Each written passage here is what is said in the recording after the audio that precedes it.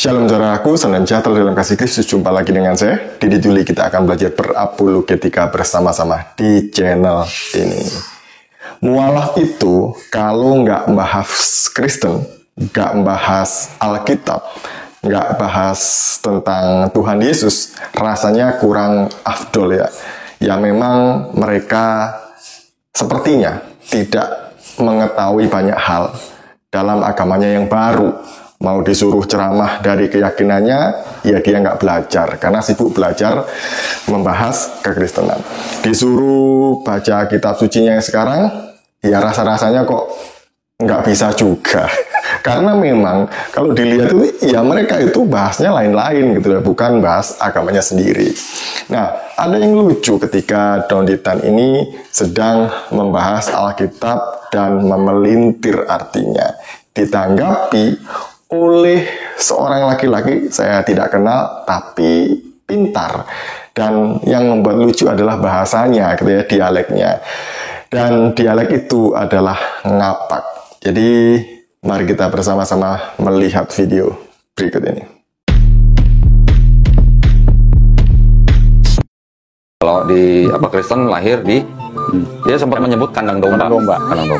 Padahal di Perjanjian Baru, di seluruh Perjanjian Baru tidak ada cerita Yesus lahir di kandang domba. Kodondi, memang ora disebutkan kandang domba ya, disebutkan di palungan dibaringkan.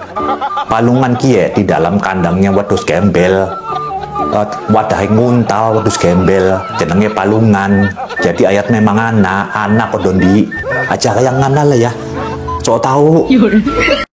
Don Ditan ini sepertinya dia kesulitan memahami bahasa Indonesia, seperti nama burung di dalam video saya yang kemarin-kemarin itu. Nah, kali ini dia gagal memahami kata palungan di dalam Alkitab. Katanya nggak ada bukti di dalam Alkitab bahwa Yesus itu lahir di kandang, karena tidak ada kata kandang di situ. Nah, padahal ada clue yang jelas di dalam Alkitab yang menunjukkan bahwa Yesus ini lahirnya di kandang.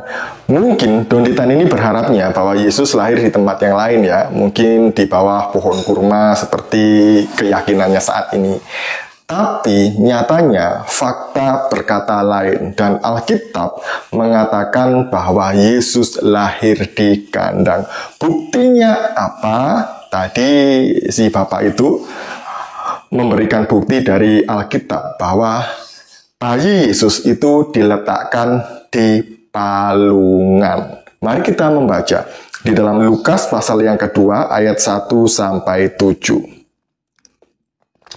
Pada waktu itu, Kaisar Agustus mengeluarkan suatu perintah menyuruh mendaftarkan semua orang di seluruh dunia. Inilah pendaftaran yang pertama kali diadakan sewaktu Kirenius menjadi wali negeri di Syria. Maka pergilah semua orang mendaftarkan diri masing-masing di kotanya sendiri.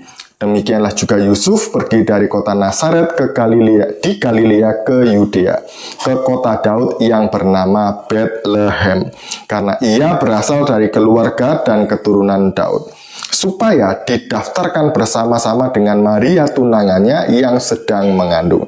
Ketika mereka di situ, tibalah waktunya bagi Maria untuk bersalin, dan ia melahirkan seorang anak laki-laki, anaknya yang sulung, lalu dibungkusnya dengan lampin dan dibaringkannya di dalam palungan, karena tidak ada tempat bagi mereka di rumah penginapan. Pertanyaan saya, palungan itu tempatnya atau letaknya di mana ya? Apakah di rumah sakit? Apakah di hotel? Apakah di rumah seseorang? Tidak. Palungan itu pasti tempatnya ada di kandang binatang, karena palungan adalah tempat bagi ternak atau binatang itu untuk makan. Jadi palungan itu adalah tempat makanan hewan. Jadi letaknya ada di kandang.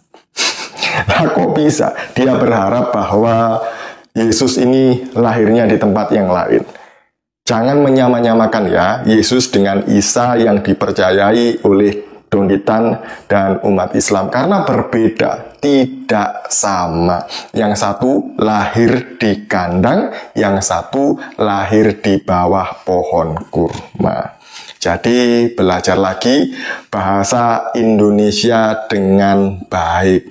Jangan hanya karena nanti ada kata seperti ini, tidak ada yang itu, artinya tidak ada. Atau kalau ada perbedaan bahasa dari terjemahan yang satu dengan terjemahan yang lain, katanya bahasanya berbeda-beda. Ini bukti Alkitab direvisi, diubah-ubah. Yang direvisi itu adalah terjemahannya dalam bahasa Indonesia. Karena bahasa Indonesia itu terus mengalami perkembangan dan penyempurnaan. Jadi kalau edisi yang lama bahasanya kurang tepat, ya diganti, direvisi dengan bahasa yang lebih tepat. Atau kalau tidak ada bahasa yang paling tepat, ya paling tidak yang mendekati.